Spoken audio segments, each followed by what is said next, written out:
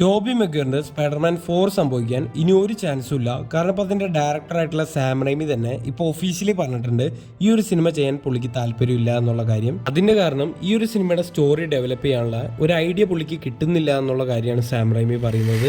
പിന്നെ പറയാനുള്ളത് നമ്മുടെ ഹൾക്കായിട്ട് അഭിനയിക്കുന്ന മാർക്ക് റഫലോയെ ഡിസ്നി പുറത്താക്കി എന്നാണ് കേൾക്കുന്നത്. കാരണം ഈ അടുത്തായിരുന്നു മാർക്ക് റഫലോ ട്രംപിനെതിരെ സംസാരിച്ചിട്ടുണ്ടായിരുന്നത്. ഈ ഒരു കാരണം കൊണ്ട് തന്നെ മാർക്ക് റഫലോയെ ഫ്യൂച്ചർ പ്രൊജക്ട്സിൽ നിന്ന് ഒഴിവാക്കാനാണ് പ്ലാൻ ചെയ്തിരിക്കുന്നത് എന്നാണ് കേൾക്കുന്നത്. പക്ഷെ ഇതിനെക്കുറിച്ച് ഒഫീഷ്യൽ ആയിട്ടുള്ള ഒരു റിപ്പോർട്ടും വന്നിട്ടില്ല. പക്ഷെ ഇതിനെക്കുറിച്ച് കുറെ ഇൻസൈഡേഴ്സ് റിപ്പോർട്ട് ചെയ്യുന്നുണ്ട്. നമ്മുടെ കുട്ടിക്കാലത്ത് നമ്മൾ കൊച്ചി ടിവിയിൽ കണ്ടുകൊണ്ടിരുന്ന ഒരു സൂപ്പർ ഹീറോ കാർട്ടൂൺ ആയിരുന്നു ഹീമാൻ എന്ന് പറയുന്നത്. അതിന്റെ ലൈവ് ആക്ഷൻ സിനിമ ഇറങ്ങാൻ പോവാണ്. അതിന്റെ ഒരു ഒഫീഷ്യൽ ട്രെയിലർ യൂട്യൂബിൽ വന്നിട്ടുണ്ട്. അത് നിങ്ങൾ എല്ലാവരും കണ്ടെന്ന് പ്രതീക്ഷിക്കുന്നു.